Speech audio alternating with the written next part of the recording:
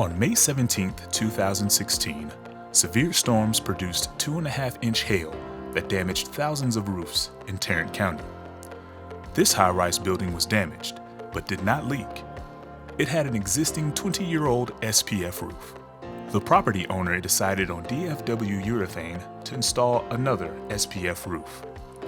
DFW Urethane was faced with many challenges, including heavy pedestrian traffic, heavy vehicle traffic, flying debris, and of course keeping the tenants dry and avoiding any inconvenience during the re-roof process.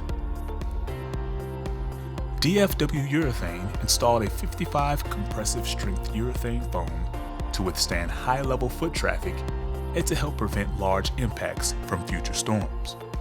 The urethane foam was coated using 3 coats of Everest high-tensile acrylic elastomeric coating. White granules were broadcasted into the wet final coat.